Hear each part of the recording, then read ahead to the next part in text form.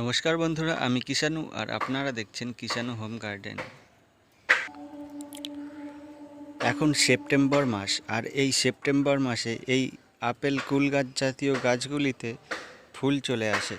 তো ফুল অ্যাকচুয়ালি সবসময়ই আসে, তো এই সময় যে ফুলগুলি আসে সেই ফুলগুলি ভালো পরিমাণে কুল দাঁড়ায়। অন্য সময় যে ফুলগুলি আসে সেগুলোতে অতটা কুল দাঁড়ায় না। তো এই সময় দাঁড়িয়ে গাছে কি কি পরিচর্যা করতে হবে জেনে নিন, এবং আমি কি পরিচর্যা করব তা আপনারা জেনে নিন।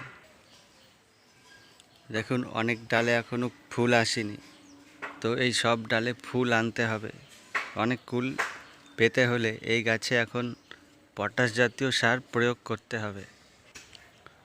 এই গাছটি আমার 12 ইঞ্চি টবে রয়েছে। প্রথমেই আমি এই মাটিতে পটাশযুক্ত সার দিয়ে দেবো, একদম জৈব সার। কলার খোসার জল এবং পেঁয়াজের খোসার জল, এটি আপনারা সপ্তাহে একদিন করে দিয়ে দেবেন।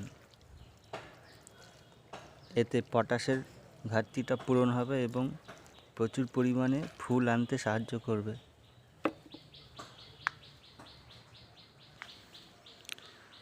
যে ডালগুলিতে ফুল এখনও আসেনি সেই ডালগুলিতেও ফুল চলে আসবে এক সপ্তাহের মধ্যে। পটাশ সার ইউজ করলে খুব তাড়াতাড়ি ফুল চলে আসবে। ফুল তো অনেক আসবে বা এসেছে, তা এই ফুলগুলিকে ধরে রাখার ব্যবস্থাও তো করতে হবে। এই ফুলগুলি যাতে ঝরে না যায় সেই জন্য আপনাদের গাছে স্প্রে করতে হবে মিরাকুলান গাছে সকালের দিকে স্প্রে করতে হবে। এই মিরাকুলান 100 ml এর দাম 100 টাকা। এই মিরাকুলান এক লিটার জলে 1 ml করে মিশিয়ে সকালবেলা 7টা থেকে 8টার মধ্যে এই কুল গাছে ভালো করে স্প্রে করে দেবেন। শুধু কুল গাছে নয়, যে কোনো গাছে এই মিরাকুলান 1 লিটার জলে 1 ml মিশিয়ে সকালবেলা স্প্রে করতে হবে। স্প্রে করার পরে অবশ্যই 4-5 ঘন্টার মধ্যে যেন বৃষ্টি না আসে। তো যেদিন মেঘলা ওয়েদার থাকবে সেদিন এই স্প্রেটি করবেন না, ওয়েদার দেখে স্প্রে করতে হবে। এই মিরাকুলানটি সপ্তাহে না, মানে মাসে 2 বার ইউজ করবেন। এই একবার ফুল চলে এসছে এই সময় একবার, এবং আর একবার ইউজ করবেন যখন এই ফুল থেকে ছোট ছোট কুলে পরিণত হবে তখন একবার। অর্থাৎ এখন একবার স্প্রে করার পরে আবার 15 দিন পরে আবার এই মিরাকুলান একবার স্প্রে করে দেবেন, এবং তারপরে একবার স্প্রে করতে হবে যখন কুলগুলি আর একটু বড় হয়ে যাবে। অর্থাৎ এই মিরাকুলান এই গাছে মোট 3 বার স্প্রে করতে হবে। একবার ফুল আসার সময়, এবং একবার ফুল থেকে ছোট কুল হয়ে যাওয়ার সময়, এবং আর একবার করতে হবে কুলগুলো যখন মিডিয়াম সাইজের হয়ে যাবে তখন একবার। এই মিরাকুলান স্প্রে করার ফলে আপনার কুল গাছের ফুল ঝরবে না এবং প্রচুর পরিমাণে কুলও দাঁড়াবে। দেখুন বন্ধুরা, গাছটি কত বড় হয়ে গেছে। এই গাছটির ভিডিও আমি কয়েকদিন আগেই করেছিলাম। এই গাছটিকে কয়েকদিন আগেই রিপোর্টিং করেছিলাম এবং সেই ভিডিও আমার চ্যানেলে রয়েছে, আপনারা চাইলে গিয়ে দেখে আসতে পারেন। এই গাছটির বয়স 2 বছর হয়ে যাচ্ছে। 2 বছর ধরে এই টবে ছিল। এই কয়েকদিন আগে রিপোর্টিং করা হলো, সেই ভিডিওটি আছে, চাইলে দেখে আসতে পারেন। দেখুন বন্ধুরা, জল শুকিয়ে গেছে এবং এই মাটিতে প্রচুর পরিমাণে পিঁপড়ের আক্রমণ হয়েছে।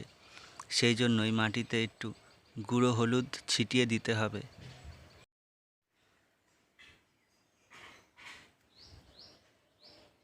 তো বন্ধুরা, এই যে আমি হলুদ নিয়ে চলে এসেছি। যে কোনো হলুদ, রান্না করার হলুদ পাউডার দিলেই হবে। তো এই হলুদটি আমি জলে মিশিয়ে গুলে দিয়ে দেবো। নিয়ে নিলাম, এর মধ্যে জল নেব। এই যে জলে গুলে নিলাম। এবার এটিকে আমি গাছে দিয়ে দেব। এইভাবে দিয়ে দেবেন, তাহলে পিঁপড়ের আক্রমণ থেকে বাঁচবেন। এই যে পিঁপড়ে, টবের মাটিতে কত পিঁপড়ে হয়েছিল দেখুন, সব পিঁপড়ে পালিয়ে যাবে আস্তে আস্তে। এই সময় ফুল আসার সময় অবশ্যই গাছে জলের ঘাটতি যেন না হয়, প্রত্যেক দিন জল দেবেন। মাটি শুকিয়ে গেলে কুল গাছের ফুলগুলি ঝরে যেতে পারে।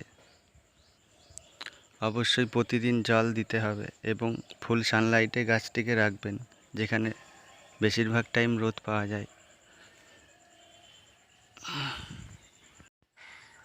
বন্ধুরা, অবশ্যই টবের মাটিতে গুঁড়ো হলুদ জলে গুলে ব্যবহার করবেন, এটিতে অনেক কাজে দেবে। যেরকম টবের মাটিতে পোকামাকড় পিঁপড়েও চলে যাবে এবং ফাঙ্গাসেরও কাজ করবে।